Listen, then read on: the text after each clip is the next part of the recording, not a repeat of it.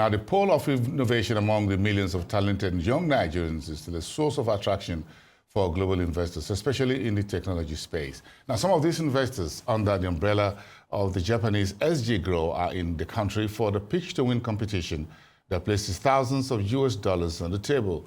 Chatting more on this with me now in the studio is Hiro Mashita, the founder and director of SG Grow. Good evening, sir. It's good to have you here. On the show. Thank you for having me today. Thank you so much. So what's the attraction? Let's start for investments in the Nigerian youth, especially in the technology space. Actually, in 2016, I met Paystack. Paystack CEO Shola was very, very talented and then smart person. I met his CTO as well.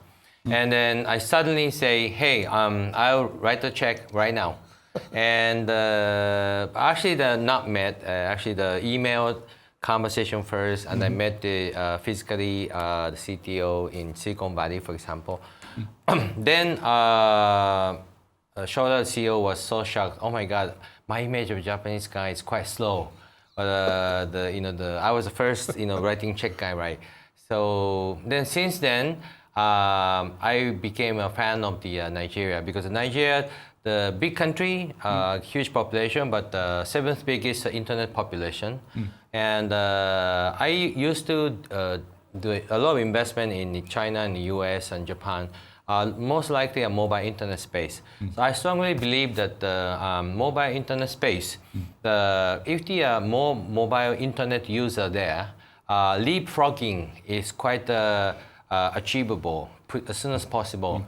And I asked Shola Paystack, hey, I like to visit the Nigeria quite often. Then he introduced Tech Circle. Tech Circle is the best network company, and then OO, the founder of the Tech Circle, knows everybody. So when I talk with the Shola Paystack and then Tech Circle OO, how I can contribute to Niger society, maybe the pitch contest might be the best solution. So since then, we organized the pitch event in Nigeria. First time, that was 2017 something, and 200 applications there. Wow. But last year, we've been working together with the IVS, one of the biggest conference in Japan.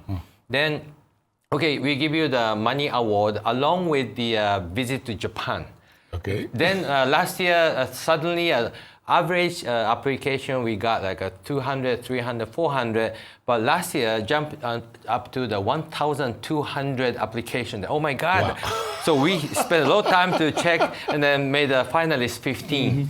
This year, thanks to Tech Circle and other people, the contribution, we got the 1,339 applications this year. Wow. Again, oh my God, it took us so long time to check everything. So this coming Wednesday, the day after the tomorrow, we narrow down to the 12 finalists.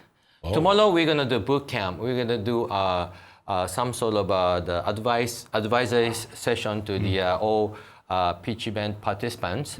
But Wednesday, 12 companies. I'm expecting Nigerian companies. Yes, Nigerian all companies. Of them. Also, this time we brought about 30 Japanese delegates, corporates and investors, because seeing is believing. So if the Japanese people feel like, oh, Africa has a huge opportunity, but never seen actual people. So you brought them to Nigeria. Yes. This time my colleagues and also the Japanese corporates and investor friend came to Nigeria through the IVS Extreme Trip Africa. So currently I'm very trusting TLP Advisors, which is a Niger-based the legal compliance and tax advisor. Yes. KPMG. They are making some sort of a welcome dinner right now. So I don't want you to miss your dinner. Yeah, the Japanese delegates are really enjoying communicating with the local ecosystem people right now. But anyway, thanks to all my friends in Nigeria, our 30 Japanese people are really enjoying and learning a lot about the Nigeria ecosystem right now. So we have a 1 week trip this time. But the 1 week, we set up the all startup meeting, venture capital meeting, and then the pitch event, and also boot camp. And we're visiting some company startup scenes. So hopefully 30 people can learn more about the Niger ecosystem in an actual basis. So the seeing is believing is my policy. Seeing is believing. So last time we invited Niger startup to go to Japan just early this month. Okay. And then they did a pitch and a networking with the Japanese investors. So I'd like to be quite a good liaison between Nigeria and Japan. Nigeria people go to Japan, Japanese people come to Nigeria. So this is one of the important activity for me. So again, seeing is believing. The people, even people understand Africa is a huge potential, but without knowing you, how can I do investment and then supporting you, right? Yes. Yeah. So I think seeing is believing. I love that. Again, you've been writing checks. How much checks have you written in Okay, so normally a very early stage investment. So our check average is 100K to 200K. But after that, after the working together, if we are confident to support this company, okay, then we invite we top up and also top up a next round. At the same time, we invite our friends and our shareholders who are investors and corporates to participate in the next round. So this is, that's a kind of way, because first check, our decision making quite fast. Sometimes I make a wrong decision making, okay? Even you're a great, talented, a nice person today, but 6 months later, if you're not the good person, for example, not hardworking, transparency is not so good, then why I can top up to your company, right? But after 6 months, oh my God, you are still good guy and then full of energy and then very trustworthy, right? Then why don't I top up again, right? Yeah, exactly. And then invite our sincere, important friend investors. So that's kind of how it works. So normally we are keeping good relationship. Try to keep the great relationship. Not only a seed round, angel round, seed round, Series A, Series B, even exit time. For example, the Paystack, a lot of companies contact me. Hey, you are a Paystack investor, let me buy your shares something. I just said, no. I love Paystack. I never said it. Then finally, Paystack was acquired by the Stripe about four years ago, right? Yes. So at that moment, 100% acquisition. So that's why we had to sell the company. Sell the shares, right? My friend, would you like to see some of these young startups list on the stock exchange, for example? You have the NASDAQ exchange in Asia, in Japan, in Hong Kong, in China.